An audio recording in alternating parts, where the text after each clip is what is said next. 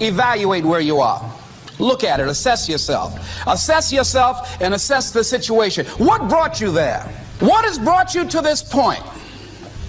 What did you learn from it? Are you learning anything, or are you doing it over and over and over again? Somebody said that insanity is doing the same thing in the same way, expecting a different outcome. Don't let this year be like last. And if last year was great, still don't let it be that way. Raise the standard. If your life is perfect and extraordinary, you darn well know you're not going to be happy unless you keep making it better. That's what makes us feel alive. It's not what we get that makes us happy. It's who we become and what we're able to give because we become more. If you want to begin to move, you've got to clear your mind of all the unnecessary luggage and baggage that's weighing us down. You're going to have people to do things to you. Things are going to happen to you. And the most important thing to do is to harness your will and let it go and move so you can grow, so you can get on with your life. It doesn't matter about what happens to you. What matters is, what are you going to do about it? If there's anything that'll shift your life, that'll get you to thrive in a difficult situation, is take some massive action. Try something else. Change it, try it, move it. Progress equals happiness. If you can start to make progress, if you can get yourself going, even if it's not perfect, if it doesn't work, you know what to do. Just change your approach. That doesn't work, change your approach. So often in life, people don't begin the journey because they're not quite sure what to do or how to do it right or how to do it perfect. You want to change your body? Get yourself moving. Don't wait for the perfect trainer. Just go out there and move. Put on your shoes and move and get momentum. I'm going to turn this situation around. I'm not going to sit back and moan and cry over what happened and what went wrong and who did what. I'm going to do something about this situation. The other thing is, take full responsibility for your life. Accept where you are and the responsibility that you're going to take yourself where you want to go. Someone said we have two primary choices in life. We can either accept conditions as they exist, or we can take the responsibility to change them. See, a lot of people want to exempt themselves from taking responsibility. All they want to do is talk about the problem. Every time you see them, they'll tell you their story over and over and over and over again. No. You want to take responsibility for your life. I got me here, I can get me out of this. And I'm getting out. I'm not going to be a volunteer victim. And so are you looking for new breakthroughs through practice and practice and practice? You'll get better and better and better. And there's still some things that will happen to you that will catch you on the blind side that you did not anticipate. You'll get knocked down, but you won't be knocked out. And so I say to you, it's possible you can live your dream. If it's becoming a diamond, if it's having more, if it's achieving more, if it's being a better father, being a better mother, whatever it is, overcoming addiction, changing our society, it's possible you can live your dream. It's necessary that you have a plan of action, that you're resilient, that you stick to it, and you work with the system, that you work with people, that you give support, and that you be there for them, that you have the vision and never give it up, that you become creative and relentless and keep on coming back again and again and again, and that it's you that you got to take personal responsibility to make it happen, and that it's hard. Easy is not an option. And when life knocks you down, jump back up and say, it's not over until I win. Avoid people and situations that upset you. See, there's some people that know just how to push your button. They know just what to say. But I'm not going to expend any energy arguing with anybody. Life is too short, ladies and gentlemen, and unpredictable. I don't want to spend my time arguing with anybody, so I avoid situations that will get me upset. I don't argue with people. Draw the line, ladies and gentlemen.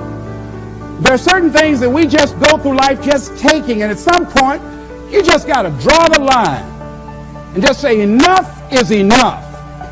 You got to do that with yourself. One negative stroke is 16 times more powerful than a positive stroke. And if you have people around you who are not sensitive to who you are, and the people that can hurt you the most, ladies and gentlemen, are the people that you love. That you love.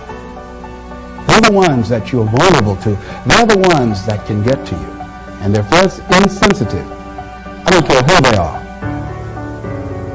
So if you don't draw the line with people, if you just let them run rampant in your life, and you let things happen to you that you don't feel good about, if you continue to allow it to happen, you won't feel good about yourself. Your image of yourself will erode. So you've got to draw the line. Why do people just go to a job where they're miserable, day in and day out? Why do people stay together and they're miserable, sleeping in separate rooms, or arguing, or the only thing they have in common is paying the bills? Don't talk, don't communicate, don't share anything together. Day in and day out, as short and unpredictable that life is, being known to each other. Why do people do that? Known hells are preferable to strange heavens because it's familiar. So life is rough, ladies and gentlemen. It's rough and it's scary. It's scary growing. It's scary taking a chance. It's scary acting on your intuition, on your guts. It's scary. It's frightening. There are people that's tolerating things right now, and they're immobilized by fear. They can see the hammer coming, and they're afraid to even move because it's scary. To go against the dominant thinking of your family, friends, and those people you associate with every day is perhaps the most difficult act of courage you will ever perform. So when you start growing, when you start changing, the way you walk, the way you talk, the way you act, the way you respond to things, the way you use your time, when you start saying, no, I can't do that. Why? You're too busy. You don't have the time. No, I have my own agenda. So if people can put you on a guilt trip, they will. And use you and abuse you over and over and over again. You got to draw the line. You have to draw the line on them. Don't go through life feeling like you're powerless. Victims are people that are powerless. You're not powerless. You are powerful.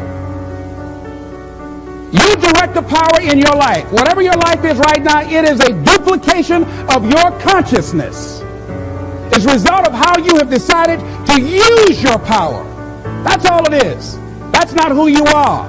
That's just a perverted use of your power that you aren't satisfied with. And you've got the power to change that. Wherever you are, how? I don't know. But I know you've got the power to do that. But you don't know what has happened to me. It really doesn't matter what has happened to you. See, the only thing that really matters is what are you going to do about it? That's all that matters. That's all that matters. You can allow it to destroy you, or you can allow it to build you up. We never get to a level where we feel that there's nothing else for us to do, that we've achieved a certain number of goals and we figure that we're through. No. You don't want to stay there and celebrate too long like a lot of people do. They do something they consider outstanding and they go around talking about what they used to do. See, let me tell you, I used to do this and I used to do that. Excuse me, used to be's don't make no honey. What are you doing now? You're still here breathing. That means you've got some more to give. Doesn't matter how old you are, doesn't matter about where you are, doesn't matter about what you have, doesn't matter about what you've done. Life is about growing, it's about being productive, it's about stretching, it's about challenging yourself. So you start looking around and decide, hey, what else do I want to do? What got me here? It's a time for celebration, but also a time for reflection. What got me here? What worked? What did not work? What do I need to do to repeat so that I can get the same kind of results in other areas of my life? If the goal is to improve my health, if the goal is to improve my relationship, if the goal is to improve my income, if the goal is to improve something in society, what is it I need to do? Now, don't get confused with what you're doing with who you are. Don't trip. Don't go on some type of ego trip. Start talking about how bad you are. None of us do anything by ourselves. Develop an appreciation for external support as well as good fortune, because all of those things play a role. The other thing is, don't go overboard celebrating. You just, made with triumph and disaster, and treat those two imposters just the same. You look at it, hey, I did it. I feel good about that. Now you're moving on to the next thing. Things did not work out the way you wanted them to work out. You didn't produce the results you wanted to produce. Hey, missed that. Win some, you lose some. Next, moving right on. Don't confuse who you are with what you do. Make your mind fertile ground for the seeds of opportunity. I think if you want to experience a sense of fulfillment, you've got to have an open mind so that ideas can come in there and take root and grow.